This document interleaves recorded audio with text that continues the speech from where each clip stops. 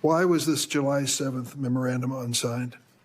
Would you prefer I've used AutoPen? You can't lecture me. You can tell me my time's over. You may be the charge of the FBI, I'm not going anywhere. but I am not afraid of you. Mr. Chairman. Not afraid of you. We have countlessly proven you to be a liar in Russiagate, in January 6th. You are the biggest fraud to ever sit in the United States Senate. You are a disgrace to this institution and an utter coward. I'm not surprised.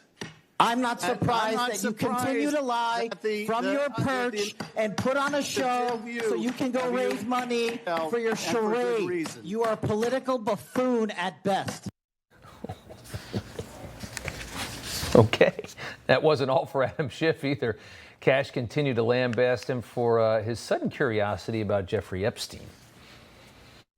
All you care about is a child sex predator that was prosecuted by a prior administration, and the Obama Justice Department and the Biden Justice Department did squat. And what did President Trump do? Bring new charges courageously. And what have we done? Chairman, you said I'm the most transparent FBI director in history. 33,000 pages of information to you. I challenge you to say anything credibly to the truth. Go ahead and run to the cameras where you want to go now.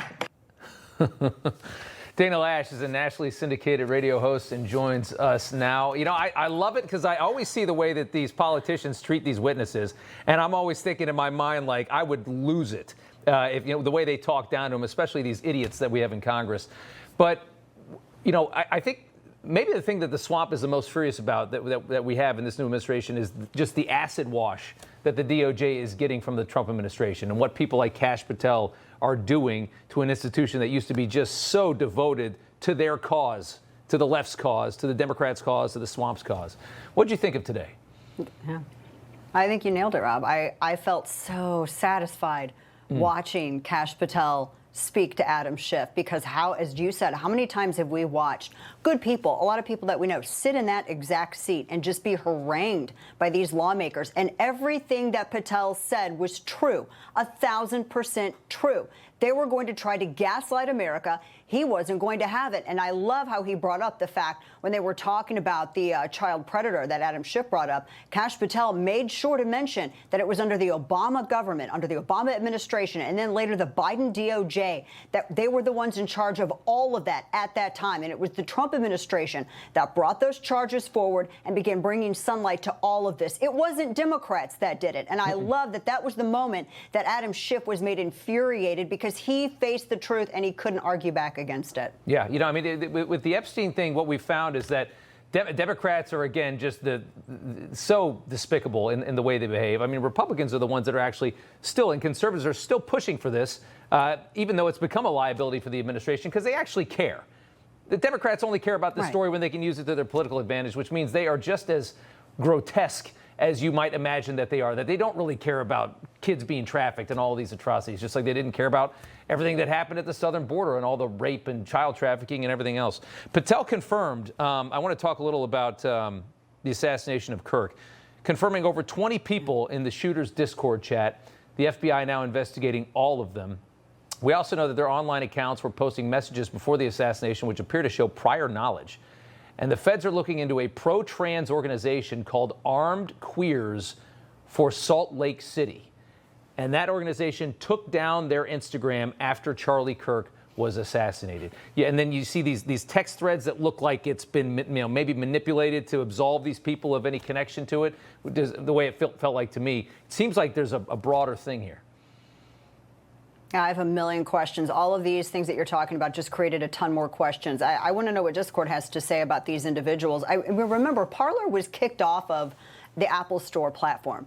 They were kicked off of Apple for everything that Blue Sky and these other entities are being accused of. So I think that they have questions to answer on this. Yeah. And a lot of these things were also shared on different social media platforms as well. It's very interesting, especially some of the dates, et cetera, that are mentioned. And I hope the investigation gets to the bottom of it. I think we can actually kind of trust in some of the people who are investigating things for once, finally. Yeah. But as to the assassination of Kirk, you know, we've known Charlie for a long time, since he was a teenager.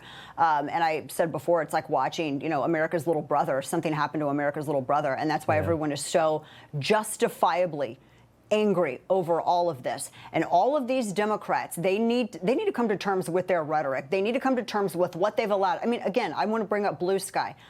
I'm not on Blue Sky. I've seen enough of the screenshots. The rhetoric is not the exception. It is the rule over there. They have got to stop. If they want any kind of unity at all whatsoever, it has to start with them. I'm feeling a lot like Jonah right now. I don't feel like unity. They need to step up. Yeah, there needs to be a broad condemnation of this faction, this dark little faction that exists in their furthest left flank. The problem is that's their energy source. Condemning that is going to cost them elections, and that's where and all they care about is power. So how do you condemn? I mean, those are the people that will break through a brick wall to vote for whatever the Democrat is. So it's like condemning that is very hard, but they have a cancer. Yes. They have a really disgusting cancer that is very violent and is very scary. Dana, thanks so much. Yes. Good to see you. Thank you. Good to see you. You know, everybody's reporting the same stories, the same spin. You turn the channel, it's always the same. But not us. We're different. We report the real news. No spin, just the facts. Turn to us, and you won't turn back. Tune in to Rob Schmitt tonight on Newsmax.